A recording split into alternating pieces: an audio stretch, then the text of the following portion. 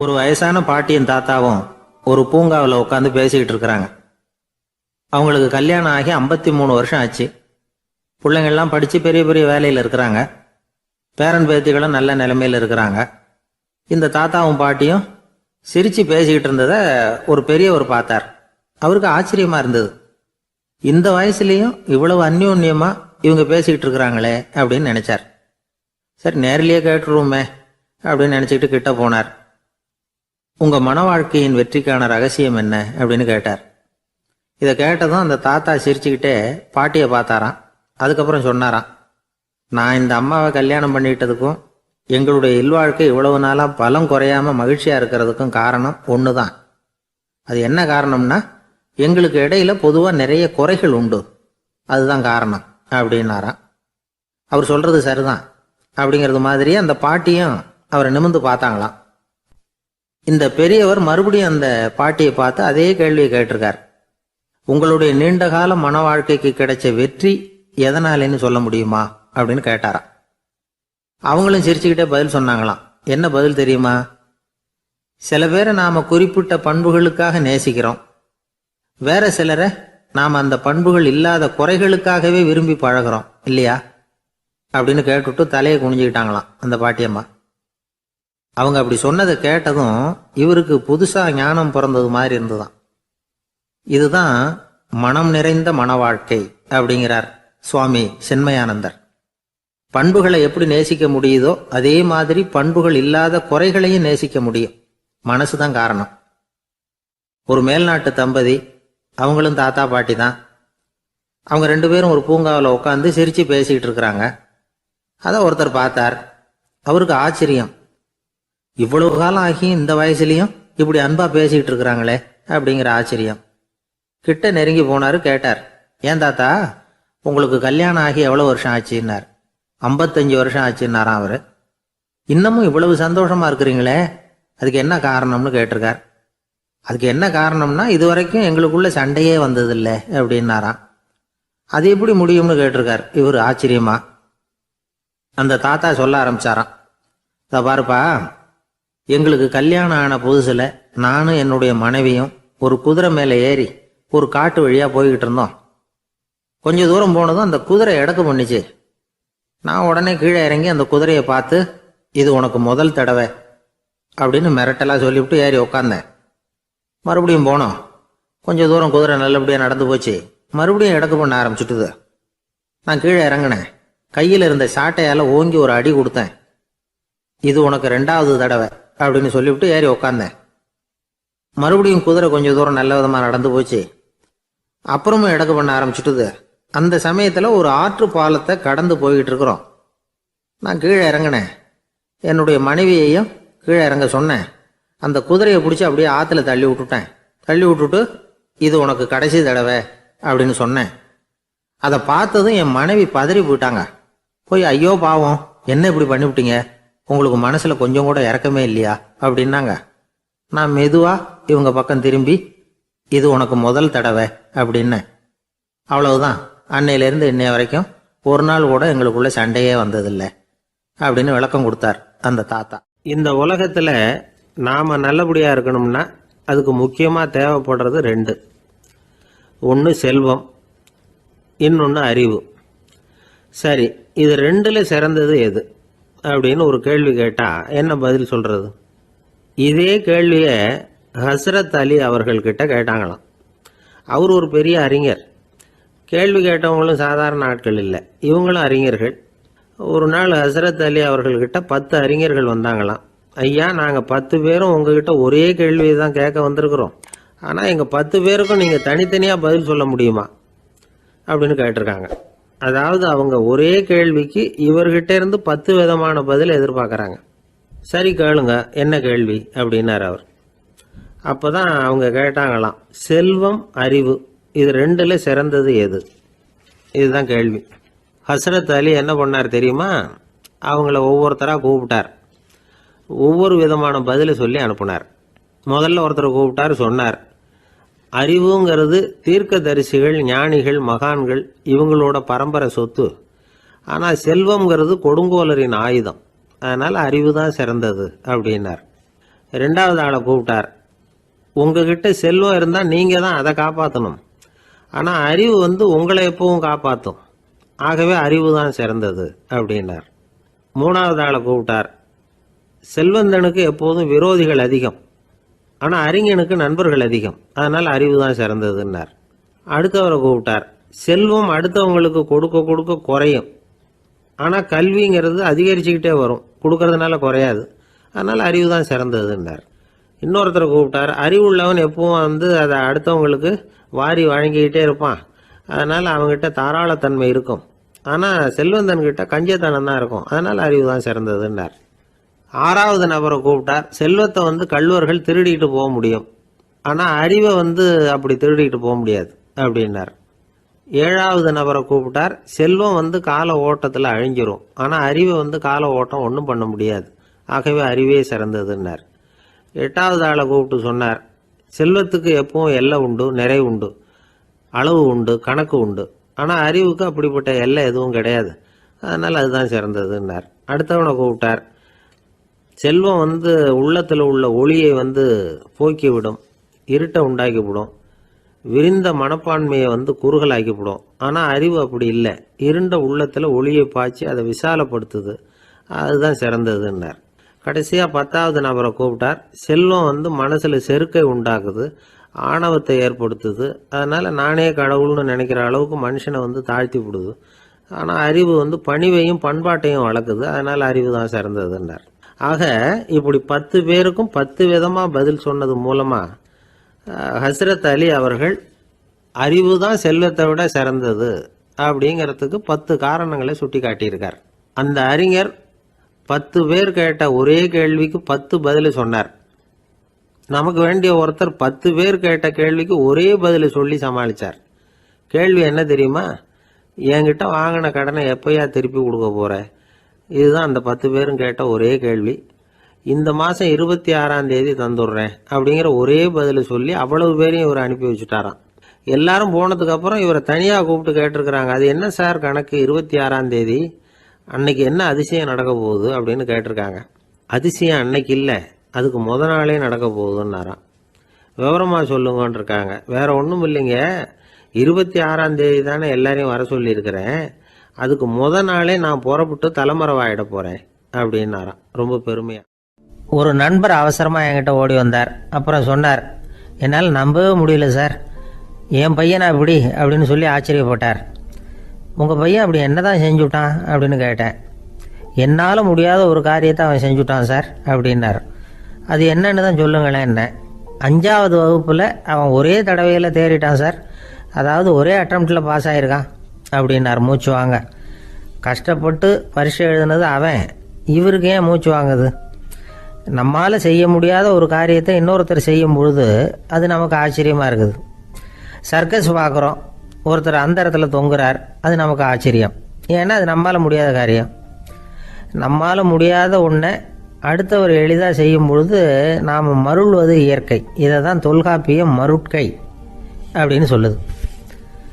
இந்த வியப்பு இருக்குதே, இது 4 வகையில் ஏற்படுறதாக தொல்காப்பியம் சொல்லுது. அது என்ன 4 வகை? முதல் வகை எப்படின்னா புதுமையான அரிய செயல்களை செய்கிறது. 2வது வகை என்னென்னா பெரும் செயல்களை செய்கிறது. 3வது வகை என்னென்னா மிக நுட்பமான செயல்களை செய்கிறது. 4வது வகை என்னென்னா ஆக்கம் தரும் செயல்களை செய்கிறது. புதுமை, பெருமை, சிறுமை, ஆக்கமோடு மதினம் சாலா மருட்கை 4 அப்படிங்கிறது தொல்காப்பியம். இன்றைக்கி விஞ்ஞானம் புதுசு புதுசாக எதையோ கண்டுபிடிக்குது. ஆரம்பத்தில் அது ஆச்சரியமாக இருக்குது, அப்புறம் அது நமக்கு பழகி போயிடுது. வானொலி பெட்டி புதுசாக வந்தப்போ ஒரு பெட்டி பேசுதுங்கிறது எவ்வளோ பெரிய ஆச்சரியம். இப்போ யாரும் அதை ஆச்சரியமாக பார்க்குறதில்ல. மதினம் சாலா மருட்கை அப்படின்னு ஒரு சொற்றொடர் வருது பாருங்கள், அதில் கருத்தாழம் உண்டு. எதை பற்றியும் போதுமான அளவு புரிந்து கொள்ளாத போது ஒருத்தர் ஆச்சரியப்படுறார். புரிந்து கொண்ட பிறகு ஆச்சரியம் மறைஞ்சு போடுது. மிக நுட்பமான செயல்களும் நம்ம ஆச்சரியப்பட வைக்கும். ஒரு அரிசியில் ஒரு திருக்குறள் எழுதி காட்டுறாங்க, ஒரு முட்டை ஓட்டுக்குள்ளே ஓவியம் தீட்டி காட்டுறாங்க. கருங்கல் சிற்பங்களில் எவ்வளவு நுட்பமான வேலைப்பாடுகளை எல்லாம் பார்த்து ஆச்சரியப்படுறோம். இது மாதிரி ஆக்கப்பூர்வமான அரிய செயல்களை செய்கிறது கூட வியப்பை உண்டு பண்ணும். குப்பை கூலங்களை கூட வாழ்க்கைக்கு பயன்படுகிற பொருளாக மாற்றுகிறவர்கள் இருக்காங்க. அவர்களுடைய செயல் வியப்பு அளிக்குது. இடைக்காட்டு சித்தர் பாடின மூவடி 30ங்கிற நூலில் வர்ற ஒரு பாடல், ஆற்றல் பிறர் அறிதலின் அகம் கிளர்வு உறுதலின் கற்று அறி பாணர் கெழுமிய கோடலின் தோற்றம் உருகவே போற்றல் சால் வியப்பே.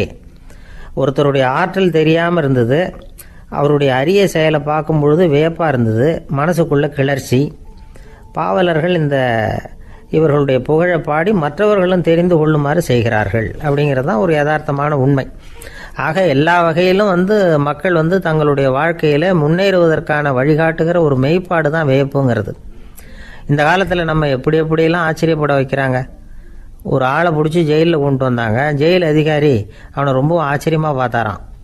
இவன் கேட்டான், ஏன் சார் அப்படி பார்க்குறீங்க, நான் இப்போ இங்கே வர்றது உங்களுக்கு ஆச்சரியமாக இருக்குதா அப்படின்னு கேட்டிருக்கான். இதுக்கு ஜெயில் அதிகாரி சொல்லியிருக்கார், நீ இப்போ இங்கே வந்ததில் எனக்கு ஒன்றும் ஆச்சரியம் இல்லைப்பா, ஏற்கனவே நீ இங்கேருந்து விடுதலையாகி போய் 6 மாதம் ஆச்சு, இவ்வளவு லேட்டாக வர்றியே அதுதான் எனக்கு ஆச்சரியமாக இருக்குது அப்படின்னாராம். தானத்தில் சிறந்தது எது அப்படின்னு ஒரு கேள்வியை கேட்டு, தானத்தில் சிறந்தது நிதானம் அப்படின்னு அதுக்கு ஒரு பதிலும் சொல்கிறவங்க உண்டு. நிதானம் ரொம்ப அவசியம், அதுவும் இன்றைய உலகத்துக்கு ரொம்ப அவசியம். இன்றைக்கி உலகம் ரொம்ப பரபரப்பாக போய்கிட்டு இருக்குது. பொறுமையாக இருக்கணும்னு நினைக்கிறவங்களால கூட அப்படி இருக்க முடியறதில்ல. பொறுமையை சோதிக்கிறது மாதிரி பல சம்பவங்கள், அதையெல்லாம் சந்திச்சே தீர வேண்டியிருக்குது. எங்கே போனாலும் க்யூவில் நிற்க வேண்டியிருக்குது, எங்கே போனாலும் காத்துக்கிட்டு இருக்க வேண்டியிருக்கு. ஆஃபீஸ்லேயோ வீட்லேயோ கூட நீங்கள் நிதானமாக பொறுமையாக நடந்துக்க தெரியலன்னா உங்களுக்கு சிடுமூஞ்சி, முசுடு இப்படிலாம் பேர் வச்சுருவாங்க. அது உங்களுக்கு தேவையா? சரி, வாழ்க்கையில் பொறுமைசாலின்னு பேர் வாங்கிறதுக்கு என்ன வழி? முதல் பாயிண்ட், நீங்கள் நினைக்கிறது, எதிர்பார்க்கறது, செய்யறது எல்லாமே 100% கரெக்டாக நடக்கணும்னு ஆசைப்படக்கூடாது. எதுவாக இருந்தாலும் அதில் ஓரளவுக்கு தவறு நடக்கலாம் அப்படிங்கிறத எதிர்பார்த்தே இருக்கணும். ஓரளவுக்கு அதை அனுமதிக்கணும். ஒரு நண்பரை 6 மணிக்கு ஒரு இடத்துக்கு வர சொல்லியிருக்கிறீங்க, 6 மணிக்கு அவர் வரலை, உடனே பொறுமை இழந்து நடந்துக்கக்கூடாது. ஒரு 10 நிமிஷம் டிலே ஆகலாம். ஒரு வர்ற வழியில் பஸ்ஸு கூட ஏதாவது டிராஃபிக்கில் மாட்டியிருக்கலாம். அதெல்லாம் எதிர்பார்த்தே கொஞ்சம் காத்திருக்கிறதுல ஒன்றும் தப்பு இல்லை. சில சமயம் டிலே ஆகிறது கூட நல்லதாக முடியும். ஒரு பஸ்ஸை தவற விட்டுட்டு, ஐயோ கொஞ்சம் ஒரு 2 நிமிஷம் முன்னாடி வந்திருந்தா பிடிச்சிருக்கலாமே அப்படின்னு தவிச்சிக்கிட்டு இருப்பாங்க சில பேர். அடுத்தபடியாக வர்ற பஸ்ஸு நேரடியாக நீங்கள் போக வேண்டிய இடத்துக்கே கொண்டு போய் விடுற பஸ்ஸாக கூட இருக்கலாம். அது உங்களுக்கு முன்னாடி தெரியாதுல்ல. சில நெருக்கடியான சூழ்நிலைகளை தமாஷா எடுத்துக்கிறதுக்கு பழகிக்கணும்.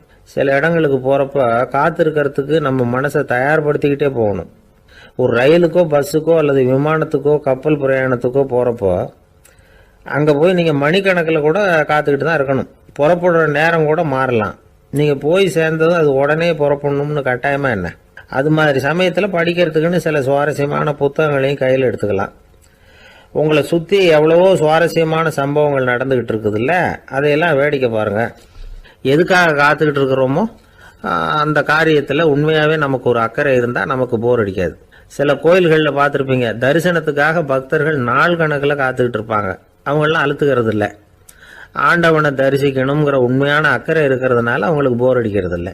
ஆனால் சில சினிமா தியேட்டரில் கூட பார்க்கலாமே, சினிமா கியூ கூட அப்படி தான். சாயந்தரம் 6 மணி ஆட்டத்துக்கு காலம்பரம் 6 மணிக்கே போய் கூட காத்துக்கிட்டு இருப்பாங்க. அவங்களுக்கெல்லாம் போர் அடிக்காது, படம் பார்க்குற ஆர்வம். இன்னொரு முக்கியமான விஷயத்தை நாம் பழக்கப்படுத்திக்கணும். லிவ் ஃபார் தி மூமெண்ட் அப்படிங்கிறாங்க நிபுணர்கள். ரொம்ப பேர் எப்படின்னா அடுத்தபடியாக நடக்க போகிற விஷயத்திலேயே கவனமாக இருப்பாங்க. அந்த நினைப்புலேயே இந்த நிமிஷத்தை பொறுமை இல்லாமல் கழிப்பாங்க. ஒருத்தர் இருக்கார், அவர் எப்படின்னா ஆஃபீஸ் முடியறதுக்குள்ளேயே சார் 5 மணிக்கெல்லாம் ரெடியாக இருங்க, நாம் அந்த ஹோட்டலில் போய் டிஃபன் சாப்பிட்ணும் அப்படின்னு 4 மணிலேருந்து சொல்லிகிட்டு இருப்பார். 4:55 பரபரப்பாக ஓடி வருவார். 2 பேரும் புறப்படுவோம், ஹோட்டலுக்கு போவோம், சாப்பிட்டுக்கிட்டு இருப்போம். அப்படி சாப்பிட்டுட்டு இருக்கிறப்ப சார் சாப்பிட்டு முடித்ததும் நேராக ஒரு ஜவுளி கடைக்கு போகிறோம் அப்படிம்பார். பரபரக்க சாப்பிட்டு முடிப்பார், புறப்படுவார். ஜவுளி கடையில் அவசரமாக சீக்கிரம் பில் போடுங்க சார், சினிமாவுக்கு நேரம் ஆகிடும்பார். சினிமா தியேட்டரில் உட்காந்து அடுத்தபடியாக எங்கே டின்னர் சாப்பிட்றதுன்னு யோசனை பண்ணிகிட்டு இருப்பார். ராத்திரி படுக்கையில் விழுந்ததுக்கு அப்புறமும் நாளைக்கு காலையில் எழுந்திரிச்சதும் அதை பண்ணணும் இதை பண்ணணும்னு திட்டம் போட்டுக்கிட்டே இருப்பார். அதாவது எப்பவும் அடுத்த நிமிஷம், அடுத்த நாள், அடுத்த வாரம், அடுத்த வருஷம், இதுதான் அவங்க சிந்தனை. இந்த நிமிஷம் என்ஜாய்மெண்ட்டை அவங்க இழந்துடுறாங்களாம். அதனால தான் வாழ்நாள் பூரா பொறுமையின்மை, அவஸ்தை, அல்லல். அதனால் நாம் எல்லாரும் வாழ்க்கையில் நிதானமாக இருக்கிறதுக்கு கற்றுக்கணுமா. அதுக்காக இந்த நிதானத்துக்கு வேறு விதமான அர்த்தம் பண்ணிக்கக்கூடாது. ஒருத்தர் அப்படித்தான் ஒரு தடவை அவருடைய குதிரை காணாமல் போயிட்டு தான். அதுக்காக அவர் கவலைப்படலை, நிம்மதியாக இருந்தார், சந்தோஷமாக இருந்தார். என்ன சார் இது, உங்கள் குதிரை திருட்டு போயிட்டுதுங்கிறீங்க, நீங்கள் கவலைப்படாமல் இருக்கிறீங்களே அப்படின்னு கேட்டாங்களாம். அதுக்கு அவர் சொல்லியிருக்கார், நல்ல வேளை சார், கட்டியிருந்த குதிரை காணாமல் போயிருக்குது. நான் அது மேலே உட்காந்துருக்கிற சமயம் அது காணாமல் போயிருந்ததுன்னா, திருட்டு போயிருந்ததுன்னா நானும் சேர்ந்தில் காணாமல் போயிருப்பேன் அப்படின்னாராம். எவ்வளவு நிதானமான ஆள் பாருங்கள். ஒரு மாணவனை பார்த்தேன், என்ன தம்பி படிப்புலாம் எப்படி இருக்குது அப்படின்னு விசாரித்தேன். அவன் ரொம்ப அழுத்துக்கிட்டான். நான் நல்லா தான் சார் படிக்கிறேன், இருந்தாலும் புத்தியில் சரியாக ஏற மாட்டேங்குது சார் அப்படின்னா. சரி, இவனும் நம்ம ரகம்தான் அப்படின்னு சொல்லி முடிவு பண்ணிக்கிட்டோம். கல்வி கற்கக்கூடிய ஒரு மாணவன் சம்பந்தப்படுற புத்திகள் பல வகை. அதை பற்றி ஒரு பெரியவர் விளக்கி இருக்கிறார். மிருத்து புத்தின்னு ஒன்று இருக்குதான். மிருத்துன்னா மண்ணால் செவுறு கட்டுறோம்ல, மண் சுவரில் ஆணி அடிக்கிறதும் சுலபம், அதை பிடுங்கி எடுக்கிறதும் சுலபம். அது மாதிரி சில பேர் குரு சொல்லி கொடுக்குறத சுலபமாக கேட்டு தெரிஞ்சு வச்சுக்குவாங்க, கொஞ்ச நேரத்தில் சுலபமாக மறந்தும் போயிடுவாங்க. இது மிருத்து புத்தின்னு பேர், மண் புத்தி. தாரு புத்தின்னு ஒன்று உண்டான். தாருன்னா மரம். அதில் பச்சை மரத்தில் ஆணி அடிக்கிறது சுலபம், ஆனால் அதை எடுக்கிறது கஷ்டம். அது மாதிரி ஆசிரியர்கிட்டேருந்து கேட்டதை கவனமாக மனசில் பதிய வச்சுக்கிட்டு அதை மறக்காமல் இருக்கிறது தாரு புத்தி. பட்டை மரமாக இருந்தால் அதில் ஆணி அடிக்கிறதும் கஷ்டம், அடிக்கிற ஆணியும் சீக்கிரம் நழுவிடும். அது மாதிரி கேட்குற விஷயம் மனசில் பதியறதும் கஷ்டம். அப்படியே பதிஞ்சாலும் அது நீடிச்சு இருக்கிறதும் கஷ்டம், கொஞ்ச காலத்தில் மறந்துடும். இன்னொரு வகை புத்தி ஒன்று உண்டு, அதுக்கு பேர் சிலா புத்தின்னு பேர். சிலான்னா கல். ஒரு கருங்கல்லில் 4 துளையை போட்டு ஒரு துளையில் உளியை வச்சு அடித்தா மற்ற துளை வழியாகவும் பிளந்து கல் 2 ஆகிடும். அது மாதிரி சந்தியான இடங்களில் குறிப்பாக ஒரு பொருளை சொன்னால் அதை வச்சுக்கிட்டு மற்றதையும் தெரிஞ்சுக்கிறது, அது சிலா புத்தின்னு பேர். வேணு புத்தின்னா என்ன தெரியுமா? வேணுன்னா மூங்கில் கணுவில் ஒரு பக்கம் உளியை வச்சு அடித்தா 2 பக்கமும் பிளந்துடும். அது மாதிரி ஒரு செய்தியை கேட்டுக்கிட்டு இருக்கிறப்பவே அதோட முன்பின் தொடர்களையும் தெரிஞ்சுக்கணும், அது வேணு புத்தி. தைல புத்தின்னு ஒன்று உண்டு. தைலம்ங்கிறது எண்ணெய். தண்ணியில் ஒரு துளி எண்ணெயை விட்டால் அது தண்ணி பூரா பரவி போடுதில்ல, அது இப்படி பரவுறது மாதிரி ஆசிரியர் சுருக்கமாக ஒரு கருத்தை சொன்னால் அதை வச்சுக்கிட்டு பூரா விஷயங்களையும் தெரிஞ்சுக்கணும், அது தைல புத்தி. கற்பூர புத்தின்னு ஒன்று கேள்விப்பட்டிருக்கோம். அது எப்படின்னா, கற்பூரம் தீ பட்ட உடனே பிடிச்சிக்கும். ஆசிரியர் சொன்ன உடனே நுண்ணறிவோட பாடங்களை புரிஞ்சுக்கிறது இந்த வகை புத்தி. கரி புத்தின்னு ஒன்று. அது எப்படின்னா, கரியில் நெருப்பை வச்சு விசிறிய பிறகு அதுக்கப்புறம் அது கறி நெருப்பாகும். அது மாதிரி காலம்பரை சாயந்தர வேலைகளில் ஆசிரியர் பாடம் சொல்லி கொடுப்பார், அதை கொண்டு புரிஞ்சுக்கிறது இந்த வகை. கதலித்தண்டு புத்தின்னு ஒன்று சொல்லுவாங்க. கதலிங்கிறது வாழை மரம். வாழைத்தண்டில் தீ வைக்கிறது எவ்வளவு சிரமமோ அவ்வளவு சிரமத்தோடு கல்வி கற்கிறது கதலித்தண்டு புத்தி.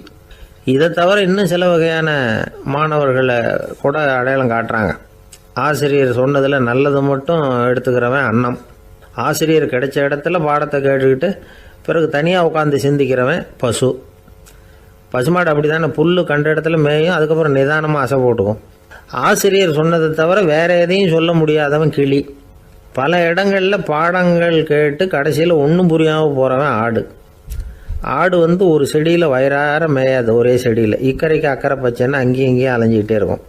சில பேருக்கு எருமைன்னு பேர். எருமை எப்படின்னா குளத்து நீரை கலக்கி தான் குடிக்கும். அது மாதிரி ஆசிரியர் மனசை நோக செய்து பயில்கிற மாணவர்கள்லாம் இந்த ரகம். இவ்வளவுலாம் இருந்தாலும் இந்த காலத்து மாணவர்கள்லாம் ஒரு தனி ரகம். ஒரு ஆசிரியர் வகுப்பில் பாடம் நடத்திக்கிட்டு இருந்தார். இலக்கண வகுப்பு. இறந்த காலம், நிகழ்காலம், எதிர்காலம், past tense, present tense, future tense, இதை பற்றிலாம் பாடம் நடத்துகிறார். எல்லாம் சொல்லி கொடுத்துட்டு இப்போ நான் ஒரு வாக்கியம் சொல்லுவேன், அது என்ன காலம் அப்படிங்கிறத நீங்கள் சொல்லணும்னார் ஆசிரியர். சரின்னாங்க மாணவர்கள்லாம். நான் நாளைக்கும் பாடம் நடத்த போகிறேன், இது என்ன காலம் அப்படின்னு கேட்டார் ஆசிரியர். அதாவது நான் நாளைக்கும் பாடம் நடத்த போகிறேன், இந்த வாக்கியம் என்ன காலம்னு கேட்டார். ஒரு பையன் மெதுவாக எழுந்திரிச்சு சொன்னான், இது எங்கே போதாத காலம் சார் அப்படின்னு சொல்லிவிட்டு உட்காந்துட்டானா. காசி மாநகரத்தை பிரம்மதத்தன் அப்படிங்கிற ராஜா ஆட்சி பண்ணிட்டு வந்தார். அவர் ஒவ்வொரு வருஷமும் ஒரு திருவிழா நடத்துறது வழக்கம். எல்லா தேசத்திலிருந்தும் எல்லா வகையான ஜனங்களும் அதில் வந்து கலந்துக்குவாங்க. ஒரு சமயம் அது மாதிரி விழா நடந்துக்கிட்டு இருந்தது. வைகுண்டத்திலிருந்து தேவலோகத்திலிருந்து நிறைய தேவகுமாரர்கள்லாம் காசி நகருக்கு அப்போது வந்திருந்தாங்க. அதில் முக்கியமாக ஒரு 4 தேவகுமாரர்கள், அந்த 4 பேரையும் சுற்றி ஏகப்பட்ட கூட்டம். அப்படி என்ன விசேஷம் அவங்கக்கிட்ட அப்படின்னா, மற்றவங்களை விட அவங்க முகம் அழகாக இருந்ததா அப்படி பார்த்தா அப்படியும் இல்லை. அவங்க அணிஞ்சிருந்த மலர் மாலைகள் தான் அதுக்கு காரணமா. அந்த மலர்கள்லேருந்து அப்படி ஒரு அபூர்வமான நறுமணம். இதுக்கு முன்னாடி இப்படி ஒரு நறுமணத்தை அந்த ஊர் ஜனங்க அனுபவிச்சதே இல்லை. அதுதான் அந்த 4 பேரையும் சுற்றி கூட்டம். எல்லாரும் கேள்வி கேட்க ஆரம்பித்தாங்க. உடனே அந்த 4 தேவகுமாரர்களும் எல்லாருக்கும் தெரியும்படியாக வானத்தில் எழும்பி கொஞ்சம் உயரமாக நின்றுக்கிட்டாங்க. கீழே நின்றுக்கிட்டு இருந்த அரசன்லேருந்து ஆண்டி வரைக்கும் ஒருத்தர் பாக்கி இல்லாமல் ஒரே குரலில் எல்லாரும் அவங்கள பார்த்து, எங்களுக்கும் இது மாதிரி மாலையை போட்டுக்கணும்னு ஆசையாக இருக்குது, அதுக்கு நீங்கள் தான் அருள் பண்ணணும் அப்படின்னு கேட்டுக்கிட்டாங்க. மாலை போட்டுக்கிறதுனா எல்லாருக்கும் ஆசையாக தானே இருக்கும். அந்த 4 தேவகுமாரர்களில் ஒருத்தர் புத்தர் பிரான். அவர் சொன்னார், பூலோகவாசிகளே, நான் சொல்கிறத கொஞ்சம் பொறுமையாக கேளுங்க. கக்காரு அப்படிங்கிற கற்பக விருஷத்தின் மலர்களால் தொடுக்கப்பட்டது இந்த மாலை. இதுக்கு நிறைய சக்தி உண்டு. எந்த காலமும் இது வாடாது, வாசனையும் குறையாது. ஆனால் இதை அணிந்து கொள்றதுக்கு சில தகுதிகள் தேவை அப்படின்னார். என்ன தகுதி அது சொல்லுங்களேன் அப்படின்னு ஏக காலத்தில் எல்லாரும் சத்தம் போட்டாங்க. தீய இயல்புகள் உள்ளவங்க, இழிந்த சிந்தனை, இழிந்த செயல் உள்ளவங்க இந்த மாலையை அணிய முடியாது அப்படின்னார். அவ்வளோதான். கூட்டத்தில் சத்தம் போட்டவங்கள்லாம் மெதுவாக அப்படி அடங்க ஆரம்பிச்சிட்டாங்க. இன்னொரு தேவகுமாரன் சொன்னார், அடுத்தவங்க பொருளை அபகரிக்காதவன், அடுத்தவங்களுக்கு கெடுதல் பண்ணக்கூடிய பொய் பேசாதவன், பேராசையினால் கெட்ட வழியில் பொருள் ஈட்ட நினைக்காதவன் இந்த மாலையை போட்டுக்கலாம் அப்படின்னார். கூட்டத்திலிருந்து யாரும் முன்னுக்கு வரல.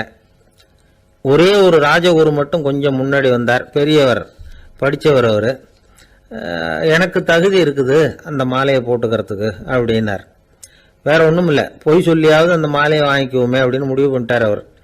அவ்வளோதான், மாலையை வாங்கிட்டார். அடுத்த தேவகுமாரன் பேசினார். யாருக்கு திடமான அறிவும் மனமும் இருக்குதோ, யாருக்கு நல்ல காரியங்களில் அசையாத ஈடுபாடு இருக்குதோ, நல்ல அரிய பொருள்களை தனியாக தான் மட்டும் அனுபவிக்க விரும்பாதவர் யாரோ அவர் முன்னாடி வந்து இந்த மாலையை வாங்கிக்கலாம் அப்படின்னார். அந்த தகுதியும் எனக்கு இருக்குன்னார் ராஜகுரு. மாலையை வாங்கி போட்டுக்கிட்டார்.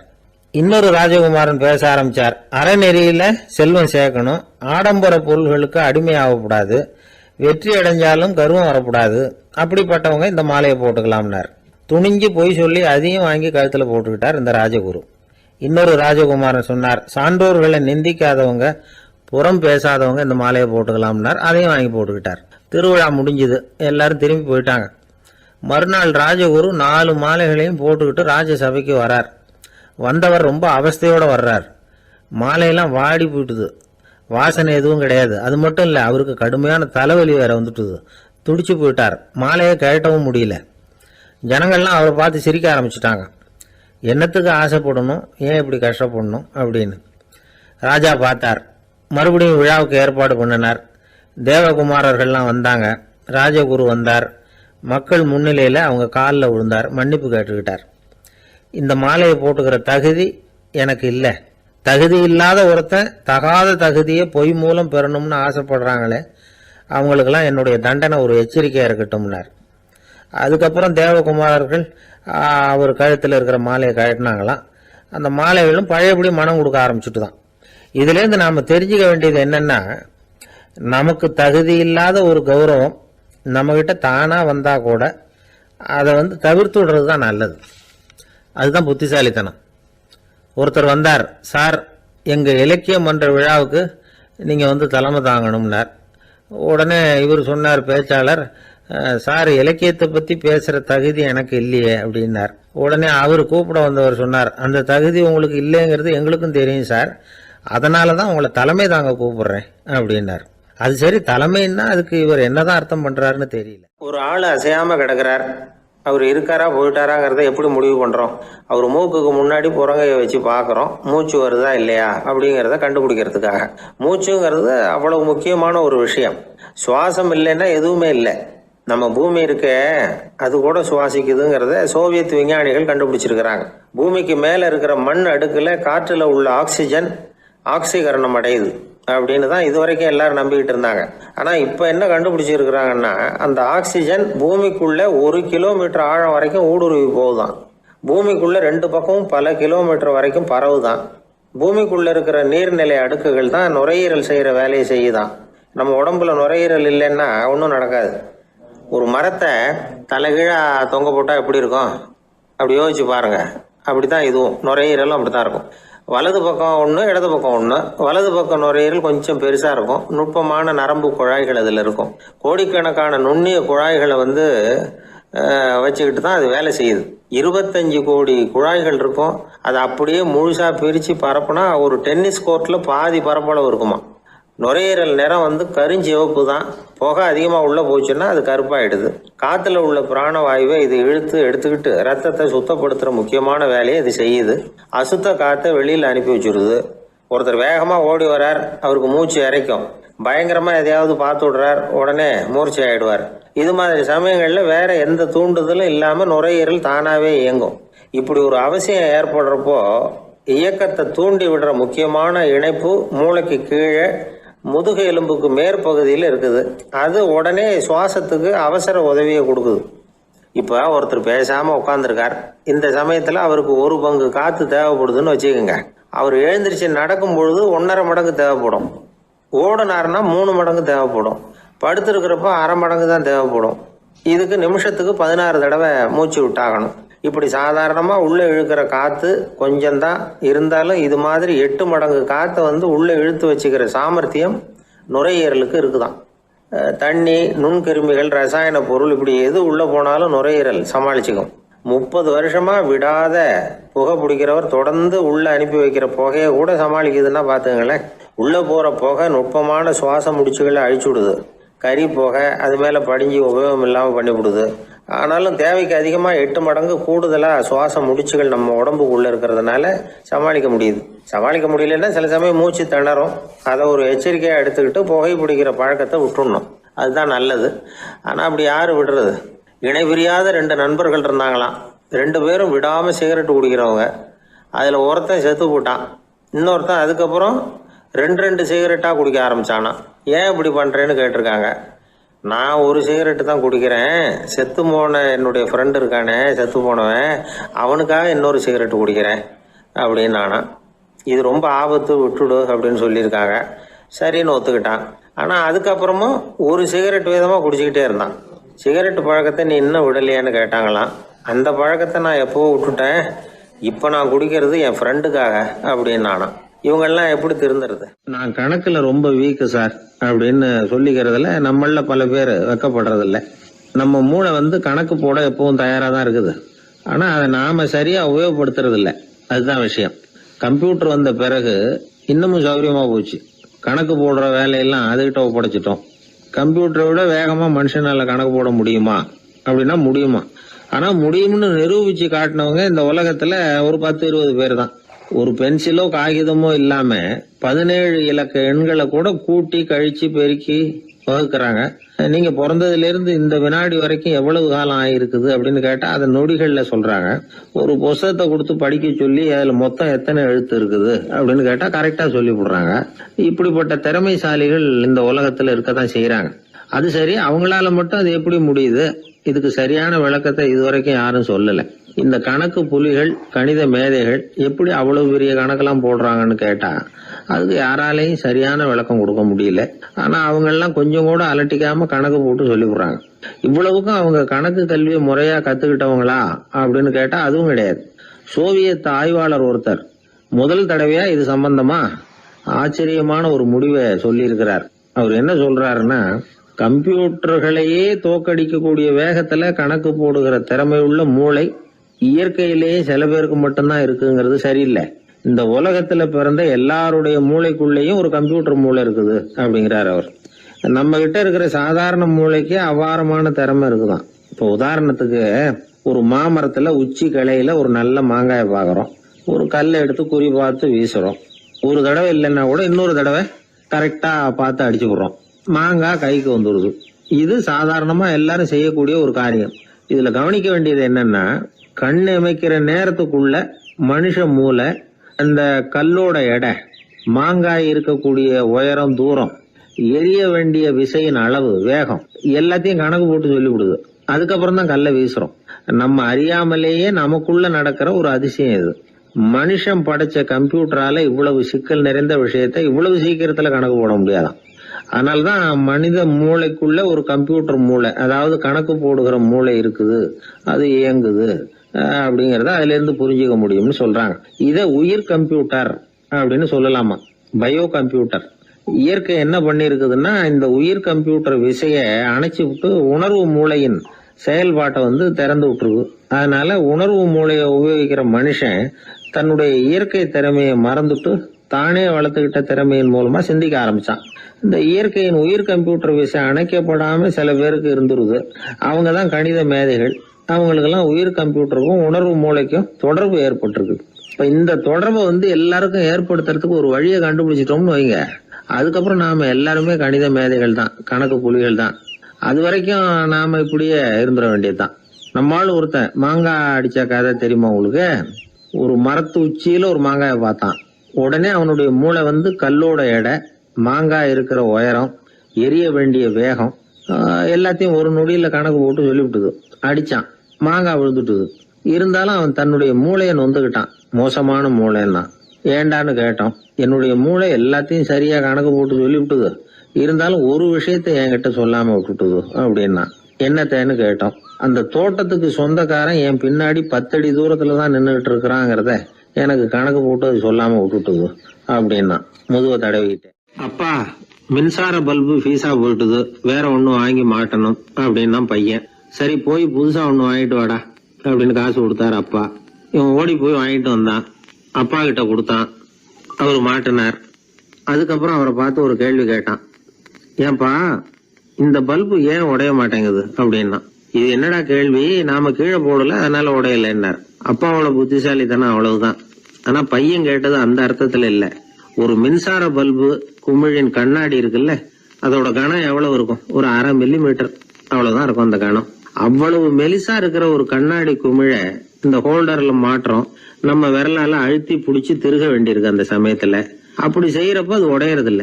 நம்ம விரலோட அழுத்தத்தை தாங்கி நிற்கிற அளவுக்கு அதுக்கு பலம் எங்க இருந்து வந்தது? இதுதான் பையன் கேட்ட கேள்வியோட அர்த்தம். இந்த காலத்து பிள்ளைங்களுக்கு விஞ்ஞான அறிவு அதிகம், அதனால இப்படி எல்லாம் கேள்வி கேட்பாங்க. அப்பாவுக்கு தெரியுதா இல்லையான்னு சோதிக்கிறதுக்காக கூட இப்படி கேட்பாங்க. இந்த மாதிரி சோதனைக்கெல்லாம் இந்த காலத்து அப்பாக்கள் தயாரா இருக்கணும். இல்லைன்னா பையன் அலட்சியமா நினைச்சிருவோம். மின்சார பல்பு கண்ணாடி மெலிசா இருந்தாலும் நாம அழுத்தி பிடிக்கிறப்போ அது உடையாம இருக்கிறதுக்கு காரணம், நாம இயற்கையோட ஒரு தத்துவத்தை அதுல பயன்படுத்தி இருக்கிறோம். அது என்ன இயற்கையின் தத்துவம்? அதுதான் முட்டை ஓட்டு தத்துவம். இது இயற்கை உருவாக்கின ஒரு தத்துவம். ஆதி காலத்திலேயே இயற்கை இந்த தத்துவத்தை உருவாக்கி விட்டது. அதாவது பறவைகளோட முட்டை ஓடு எப்படி இருக்கு, அதோட கனம் எவ்வளவு இருக்கும்? மின்சார பல்பு மாதிரி தானே, ரொம்ப மெலிசா தான் இருக்கு. பறவைகள் இனவிருத்திக்காக முட்டை போடணும். அந்த முட்டை எப்படி இருக்கணும்? இயற்கை கொஞ்சம் யோசிச்சு பார்த்தது. முட்டை ஓடு ரொம்ப கனமா தடிமனா இருந்தா உள்ள வளர்ற குஞ்சு அதை உடைச்சிக்கிட்டு வெளியில வர முடியாம போயிடும். அதே நேரத்துல அது ரொம்ப மெலிசா இருந்தா தாய் பறவைகள் அது மேல உட்காந்து அடகாக்குறப்போ உடல் எடை தாங்க முடியாம முட்டைகள் உடைஞ்சு போயிடும். என்ன பண்றது? முட்டை பலமாவும் இருக்கணும், பலம் இல்லாமல் இருக்கணும். குஞ்சு அதை உடைச்சுக்கிட்டு வெளியில வரணும். தாயால அது உடையக்கூடாது. ஒரே நேரத்துல உறுதியாகவும் உறுதி இல்லாமலும் முட்டை ஓடு அமையணும்னா அது எப்படி சாத்தியம்? இது கொஞ்சம் குழப்பமாவும் நமக்கு புரியாத மாதிரி இருக்குது இல்ல. அதனாலதான் இதை தத்துவம் அப்படின்னு சொல்றோம். முட்டை ஓட்டு தத்துவம் இயற்கை கண்டுபிடிச்ச ஒரு அபூர்வமான அமைப்பு. அதுதான் முட்டை வடிவம். இது தாய் பறவை சுலபமா முட்டை போடுறதுக்கு ஏற்ற ஒரு வடிவம். முட்டை சதுர வடிவமா இருந்தா அதை போடுறதுக்கு எவ்வளவு கஷ்டம். அப்புறம் அது மேல செலுத்தப்படுகிற அழுத்தம் 4 பக்கமும் பரவி விடுது. அதனால அந்த அழுத்தத்துக்கு பலம் குறைஞ்சிருது. குறிப்பிட்ட சிறு பரப்புல அளவுக்கு அதிகமா விசை செலுத்தப்படுறது இல்ல. அதனால முட்டையோட வடிவம் தான் அந்த உறுதிக்கு காரணம். இது எப்பேற்பட்ட தத்துவம்? இதுதான் மின்சார பல்பு செய்யறப்போ நாம காப்பி அடிச்சிருக்கிறோம்.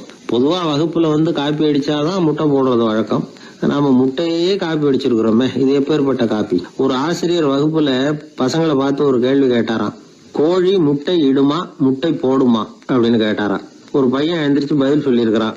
கோழி முட்டை இடும், முட்டை போடாது அப்படின்னு சொல்லியிருக்கான். இவன் ஏன் போடாதுன்னு கேட்டாராம் ஆசிரியர். போட்டா உடஞ்சிரும் சார் அப்படின்னு பையன். ஒரு ஆளு வேகமா நடந்து போய்கிட்டு இருந்தான்.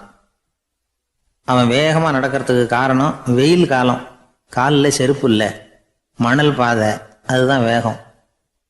காலில் செருப்பும் இல்லாம கையில குடையும் இல்லாம அந்த ஆளு வெயில்ல நடந்து போய்கிட்டு இருக்கிறான். அந்த சமயத்துல இன்னொருத்தன் குதிரை மேலே ஏறி அந்த வழியா வந்துகிட்டு இருக்கிறான். அவன் காலில் செருப்பும் இருந்தது, கையில குடையும் இருந்தது. நடந்து போய்கிட்டு இருந்தவன் அந்த குதிரை ஆசாமியை பார்த்து கேட்டான், ஐயா, நீங்களும் குதிரை மேலே உட்காந்துக்கிட்டு போய்கிட்டு இருக்கிறீங்க, அப்படி இருக்கிறப்போ உங்களுக்கு அந்த செருப்பு என்னத்துக்கு? அதை எனக்கு கொடுத்து உதவலாமே அப்படின்னா. குதிரை மேலே உட்காந்துருந்தவன் யோசனை பண்ணி பார்த்தான். இவன் சொல்றது நியாயம்தானே அப்படின்னு சொல்லி தன்னுடைய செருப்பை கழட்டி அந்த வழிப்போக்கனுக்கு கொடுத்துட்டான். ரொம்ப நல்லதுங்க அப்படின்னு சொல்லி இவன் அதை வாங்கி காலில் மாட்டிக்கிட்டான். அதுக்கப்புறம் மறுபடியும் இவன் ஆரம்பிச்சான், ஐயா, நீங்க குதிரையில் போறதுனால போக வேண்டிய இடத்துக்கு வேகமா போய் சேர்ந்துருவீங்க, அதனால உங்க கையில் அந்த குடை என்னத்துக்கு? நான் நடந்து போயிட்டு இருக்கிறவன் ரொம்ப நேரம் நடக்க வேண்டியிருக்கும் இந்த வெயில்ல, அதனால அந்த குடையையும் எனக்கு கொடுங்களேன் அப்படின்னா. குதிரை வீரன் யோசனை பண்ணி பார்த்தான், இதுவும் நியாயம்தானே அப்படின்னு அவனுக்கு தோணுச்சு. உடனே இறக்கப்பட்டு தன் காலில் இருந்த செருப்பை கொடுத்தது மாதிரியே தன் கையில் இருந்த கொடையையும் இவங்கிட்ட கொடுத்துட்டான். அதுக்கப்புறம் அவன் நிம்மதியாக புறப்பட்டான். இப்போ மறுபடியும் கை தட்டி அவனை நிறுத்தினான். கீழே நின்றுட்டு இருந்தவன், என்னப்பா ஏன் என்ன நிறுத்தின, இன்னும் ஏதாவது வேணுமா உனக்கு அப்படின்னா குதிரையில் இருந்தவன். இவன் மெதுவாக வாயை திறந்து அந்த குதிரையையும் என்கிட்ட கொடுத்துருங்களேன்னா. அந்த குதிரை வீரன் இப்போ ஒரு கணம் யோசனை பண்ணி பார்த்தான். உடனே என்ன பண்ணான் தெரியுமா? தன்கிட்ட இருந்த குதிரை சவுக்கை எடுத்தான். குதிரை சவுக்கால அந்த ஆளை வாங்குவாங்கன்னு வீசி தள்ளிவிட்டான். இவ்வளவு சவுக்கடியும் வாங்கிக்கிட்டு இந்த ஆள் என்ன பண்ணான் தெரியுமா? சிரிக்கிறான். அடி வாங்கிட்டு யாராவது சிரிப்பாங்களா? குதிரை வீரனுக்கு ஒன்றும் புரியல. என்னப்பா அது, ஏன் இப்படி அடி வாங்கிட்டு இப்படி சிரிக்கிறியே அப்படின்னு கேட்டான். இப்போ அந்த வழிப்போக்கன் சொல்றான், ஐயா, நான் இப்படி சிரிக்கிறதுக்கு காரணம் இருக்கு. இப்படி குதிரை கேட்டு உங்ககிட்ட அடி வாங்கலேன்னு வச்சுக்கோங்க, என் உயிர் உள்ள வரைக்கும் மனசுல ஒரு தவிப்பு இருந்துகிட்டே இருக்கும். செருப்பையும் கொடையையும் கேட்ட உடனே கொடுத்தவன் குதிரையையும் கேட்டிருந்தா கொடுத்துருப்பானோ அப்படிங்கிற பேராசையில ஏங்கிக்கிட்டே இருந்திருப்பேன். இப்போ உங்ககிட்ட அடி வாங்கின பிறகு என்னுடைய அந்த சந்தேகம் தீர்ந்து போச்சு. என்னுடைய ஆசைக்கு எல்லை எது அப்படிங்கிறத எனக்கு புரிஞ்சுட்டுது அப்படின்னு சொல்லிவிட்டு அவன் நடக்க ஆரம்பிச்சுட்டானான். ஆசைக்கும் எல்லை உண்டு அப்படிங்கிறத விளக்கறதுக்காக வாரியார் சுவாமிகள் சொல்ற கதை இது. இந்த காலத்திலயும் ஒருத்தன் அது மாதிரி கொடை செருப்போட குதிரையில போய்கிட்டு இருந்தான். எதிரில் நடந்து வந்தவன், ஐயா, உங்க கொடையை எனக்கு கொடுங்களேன்னு கேட்டான். உடனே அவன் குதிரையிலேருந்து கீழே குதிச்சு அவனை சாட்டையால் அடிக்க ஆரம்பிச்சிட்டான். இன்னொருத்தர் அந்த வழியா வந்தவர் இதை பார்த்தார். ஏன்பா, அவன் கேட்டான், உன்னால முடியலன்னா இல்லைன்னு சொல்லிட வேண்டியது தானே, அதுக்காக ஏன் இப்படி அவனை போட்டு அடிக்கிறேன்னு கேட்டார். உங்களுக்கு விவரம் புரியாது சார், காலம் ரொம்ப கெட்டு போச்சு. கேட்டதை கொடுத்தேன்னு வச்சுக்கோங்க, இந்த குதிரையே என்னோடது, அவன் திருடிக்கிட்டு போறான் அப்படின்னு என் பேரில் புகார் கொடுக்க ஆரம்பிச்சிருவான் சார் அப்படின்னா. அது எப்படி அவ்வளவு உறுதியா சொல்றேன்னு கேட்டார் அவரு. ஏற்கனவே அது மாதிரி ஒருத்தன் பேரில் புகார் கொடுத்துட்டு தான் இந்த குதிரையை நான் தள்ளிட்டு வந்துகிட்டு இருக்கிறேன் அப்படின்னார். தேசத்து மேலையும் தாய்மொழி பேர்லையும் செலுத்துற அன்புக்கு அபிமானம்னு பேர். தேசாபிமானம்னு சொல்றமே இதுதான். ஒரு கணவன் மனைவி பேர்ல காட்டுற அன்புக்கு காதல்னு பேரு.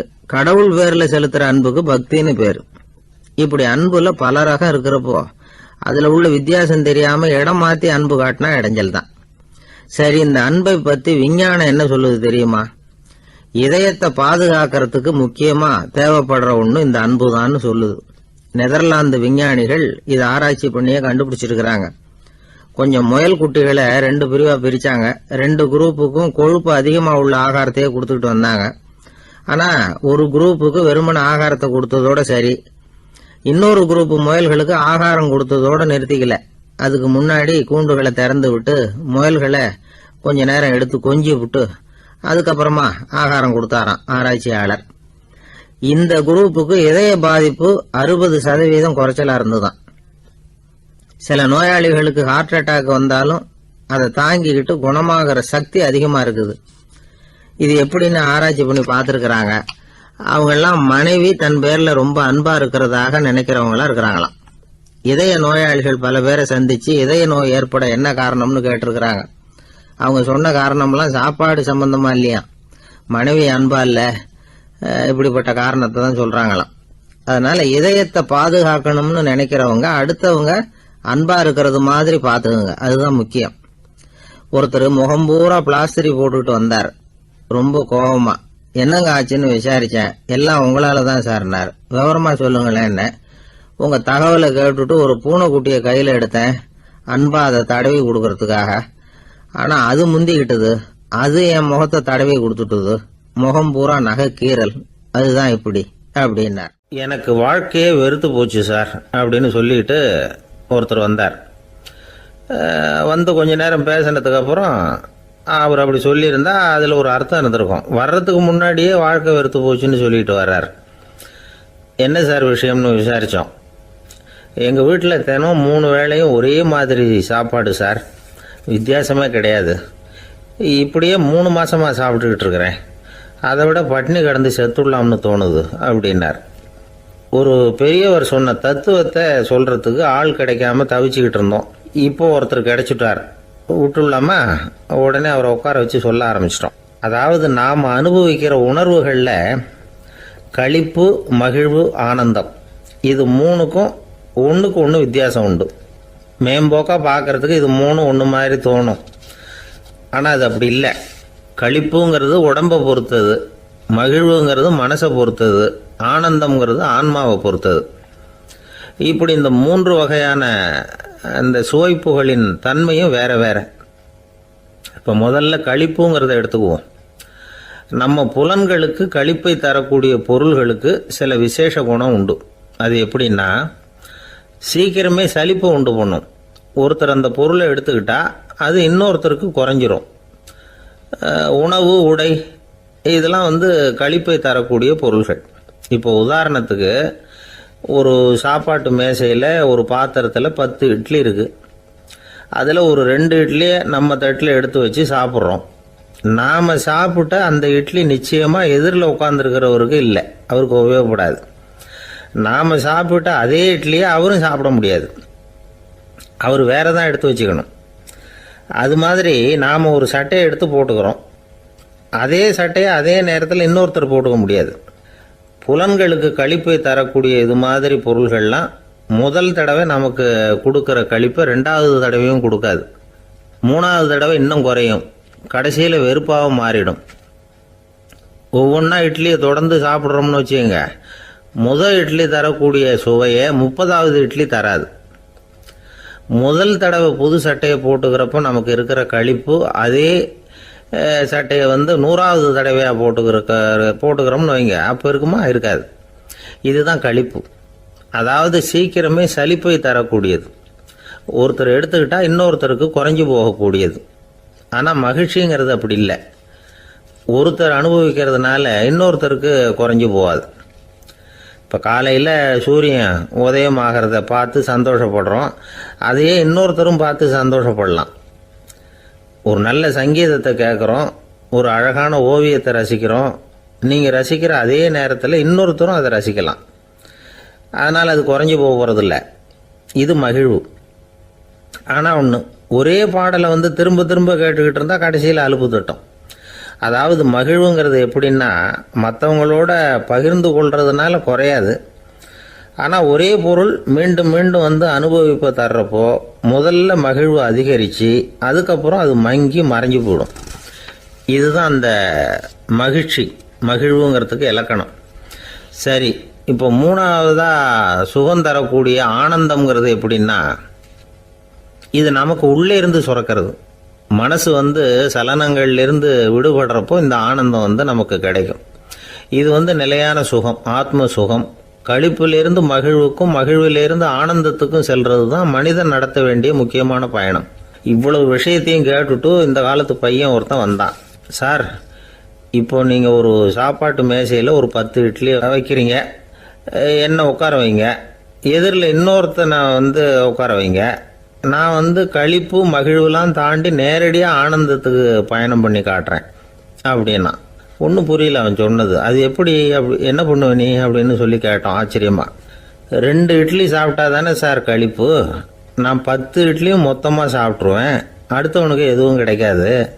அவனுக்கு கிடைக்காதபடி நாமே சாப்பிட்டுடுறோம்ல, அதுதானே நமக்கு ஆனந்தம் அப்படின்னு அதுக்கு ஒரு விளக்கம் சொல்கிறான். கத்தியை தீட்டாதே புத்தியை தீட்டு அப்படின்னு ஒரு பெரியவர் புத்தி சொன்னார்.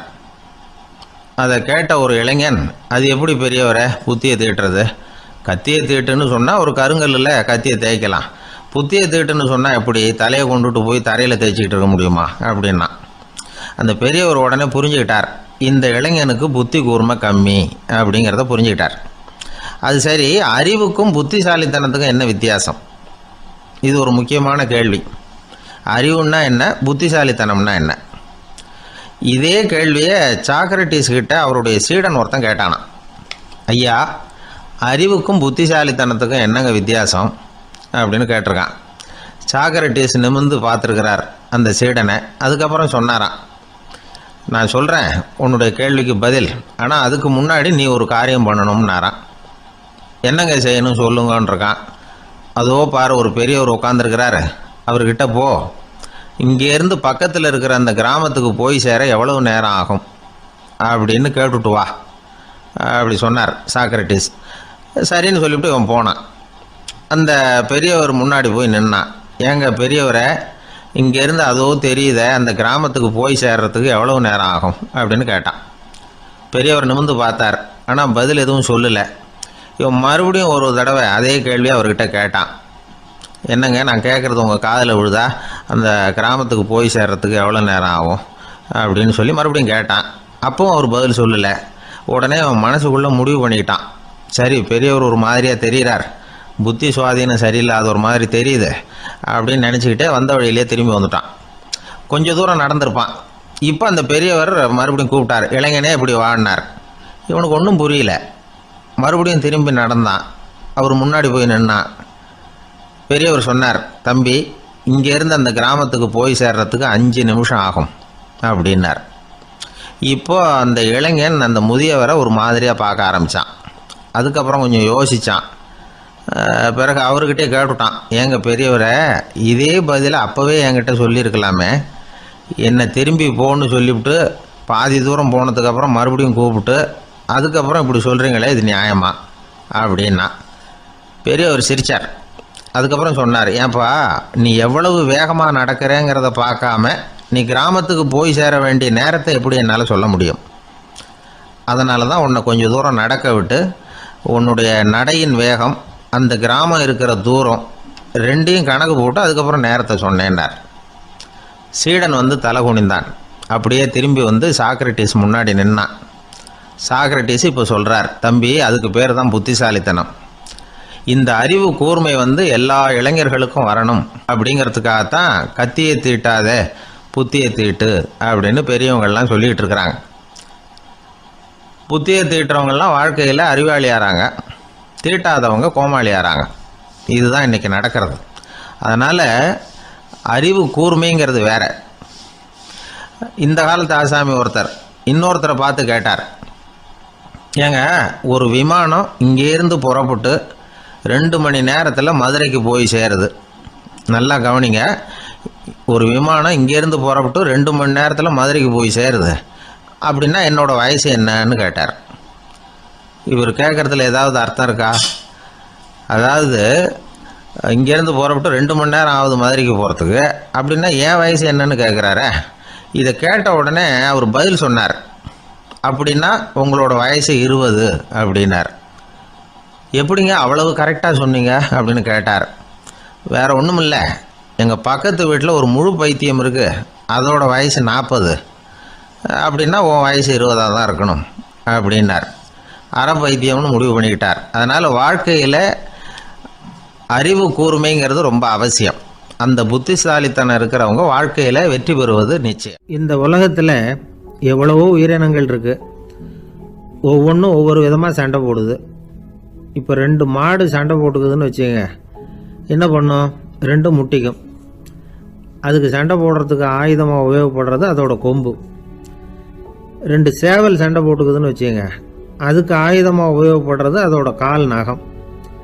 காலால் தான் அது ஒன்றோட ஒன்று சண்டை போட்டுக்கும். ஆனால் 2 மனுஷன் சண்டை போட்டுக்கிறான்னு வச்சுங்க, இவன் இன்னதை தான் ஆயுதமாக உபயோகப்படுத்துவான்னு குறிப்பிட்டு சொல்ல முடியாது. கல்லை எடுப்பான், கத்தி எடுப்பான், துப்பாக்கி எடுப்பான், என்ன வேணாலும் பண்ணுவான். வாயால் திட்டுவான், கையால் அடிப்பான், காலால் உதைப்பான், சகலகலா வல்லவன். விலங்குகள்லாம் பொதுவாக வாயை சாப்பிட்றதுக்கு மட்டும்தான் உபயோகப்படுத்துது.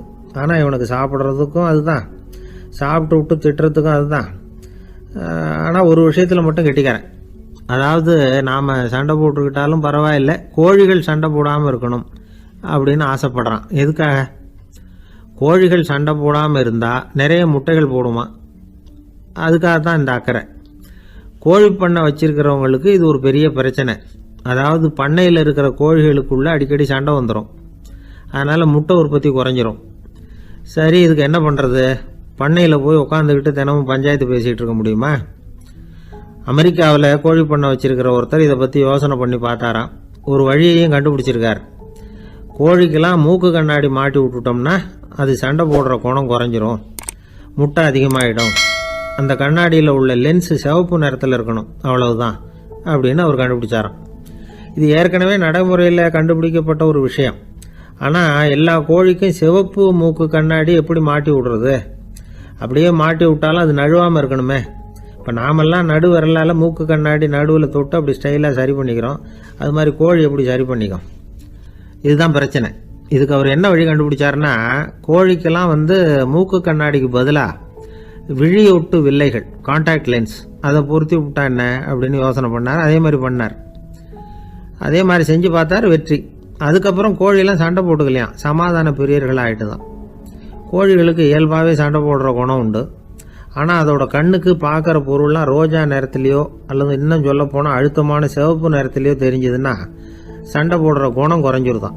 அந்த சமயத்தில் அது அதிகமாகவும் முட்டையிட ஆரம்பிச்சுடுதான். அதே நேரத்தில் இறை எடுக்கிறத கூட குறைச்சிக்குதான்.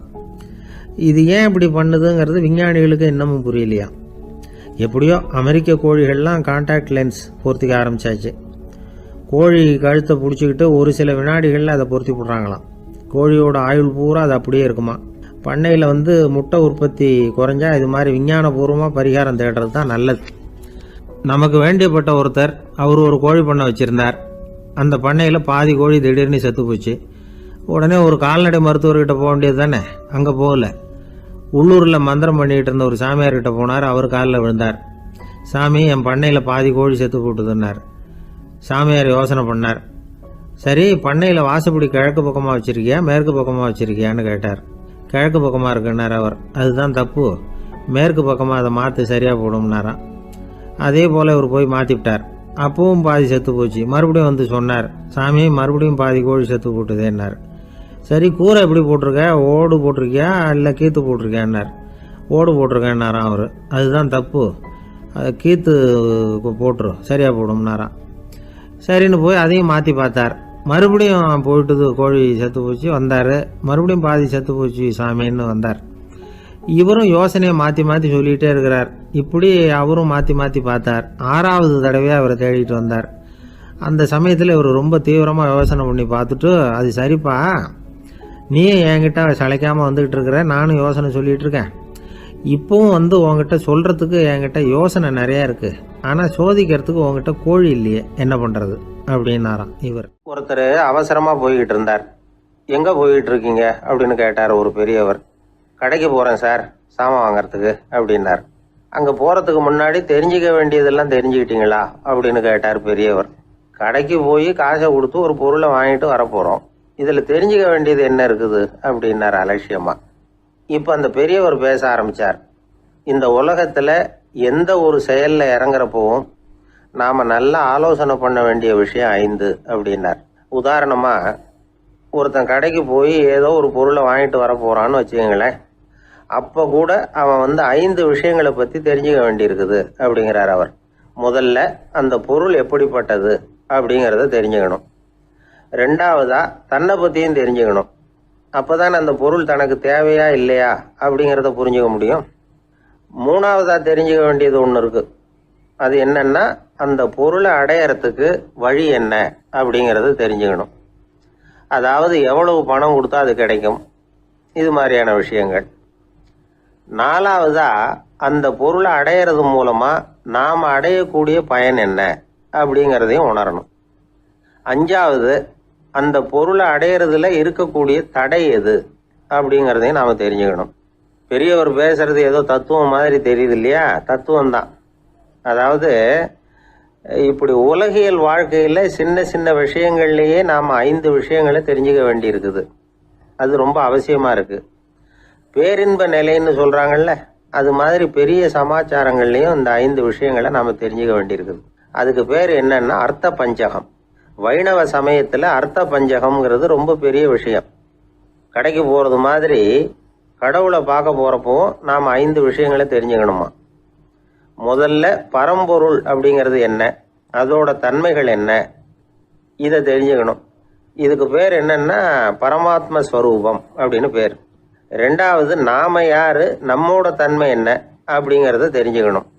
நான் யாருன்னு எனக்கே தெரியலங்கிறப்போ இதை நான் சொல்கிறேன்னு இது என்னுடையதுன்னு சொல்கிறது தப்பு தானே.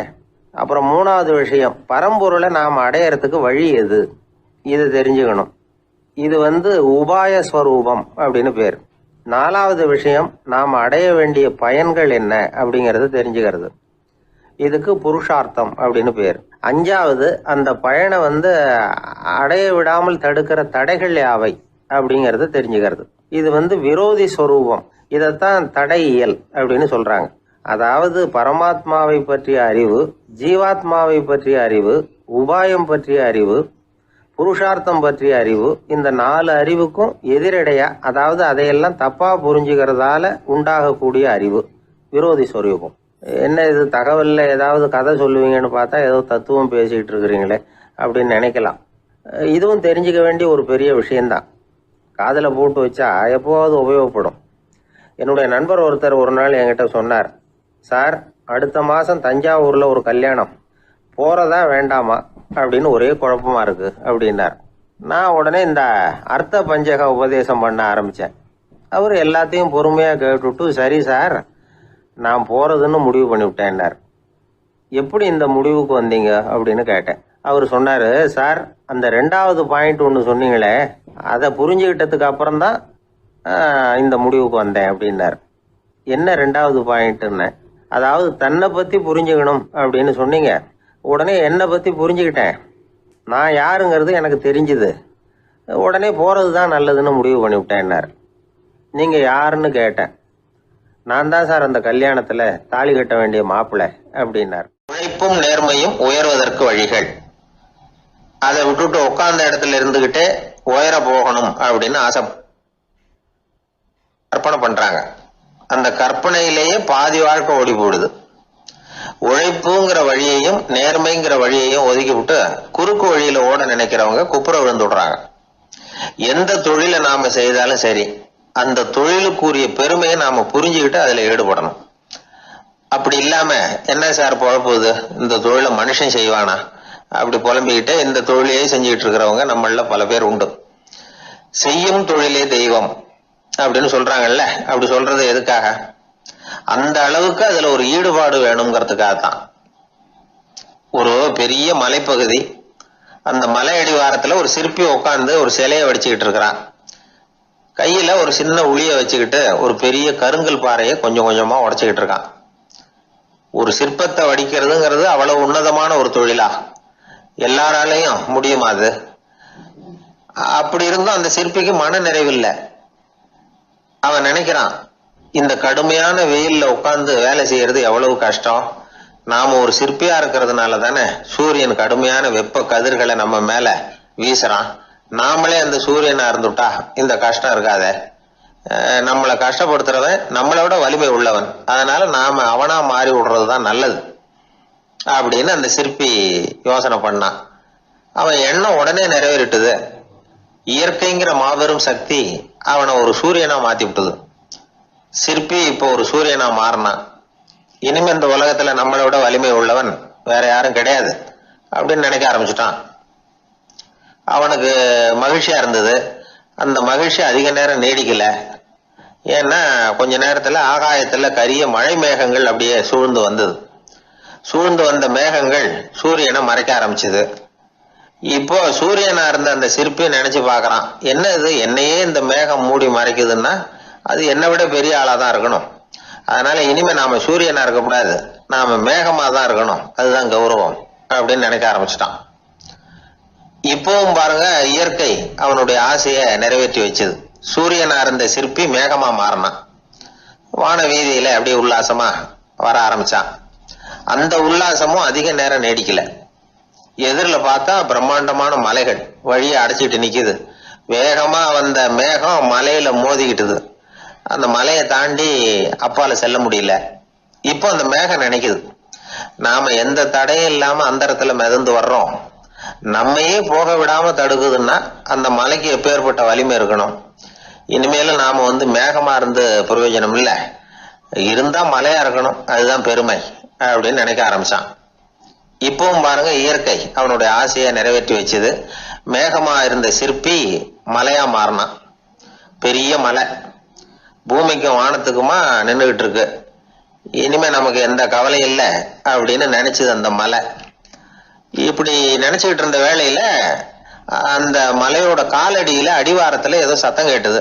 என்ன சத்தம் இது அப்படின்னு சொல்லி அந்த மலை மெதுவா குனிஞ்சு பார்த்துதான். பார்த்தா அங்க ஒரு மனுஷன் தன்னுடைய கையில உளிய வச்சுக்கிட்டு மலையை கொத்திக்கிட்டு இருக்கிறான். ஏதோ ஒரு சிற்பத்தை வடிக்கிறதுக்காக அவன் முயற்சி பண்ணிட்டு இருக்கிறான். இப்போ அந்த மலை நினைச்சுதான், மலையே ஒருத்தன் உடைக்கிறான்னா அவன் எப்பேற்பட்ட வலிமை உள்ளவனா இருக்கணும், இனிமேலும் மலையா இருந்து பிரயோஜனம் இல்ல, மனுஷனா மாறணும், அதுதான் சரி அப்படின்னு நினைச்சுதான். அந்த வினாடியே அந்த மலை ஒரு மனுஷனா மாறிச்சு. அவன் கையில ஒரு உளி, பழையபடியே ஒரு கருங்கல் பாறையை கொத்த ஆரம்பிச்சான். அந்த ஆள் பழைய நிலைமைக்கு வந்துட்டான். இந்த கதையிலிருந்து நாம தெரிஞ்சுக்க வேண்டியது என்னன்னா, தன்னுடைய உண்மையான பலம் என்னங்கிறது தெரியாமலே தாவி தாவி தடுமாறிக்கிட்டு இருக்கிறான் மனுஷன் அப்படிங்கிறது தான். இனிமேலாவது அதை புரிஞ்சுக்கணும், புரிஞ்சுக்கிட்டு புறப்படணும் வாழ்க்கையில வெற்றி பெறறதுக்கு. ஒரு குடும்ப தலைவருக்கு விபரீதமா ஒரு ஆசை வந்துதான். அதாவது ஒரு நாள் பூராவும் புடவை கட்டிக்கிட்டு மனைவி செய்கிற வீட்டு வேலைகள், சமையல் வேலைகள் எல்லாத்தையும் தானே செய்யணும், மனைவிக்கு ஆண் வேஷம் போட்டு ஆபீஸுக்கு அனுப்பி வச்சுடணும் அப்படின்னு ஆசைப்பட்டான். இதுதான் அந்த ஆசை. அதே மாதிரி செஞ்சான். பெண் வேஷத்துல சமையல் பண்ணிட்டு இருந்தான். இருட்டி விட்டுது. இந்த சமயத்துல வாசல் கதவு தட்டப்படுற சத்தம் கேட்டுது. ஓடி போய் திறந்தான். பக்கத்து வீட்டு அம்மா கிடுகிடுன்னு உள்ள வந்துட்டாங்க, காப்பி பொடியோ ஏதோ வாங்கறதுக்கு. இவன் பயந்து போய், கமலாம்மா, நான் சுசீலா இல்ல, சுசீலாவோட புருஷன், பெண் வேஷத்துல இருக்கிறேன்,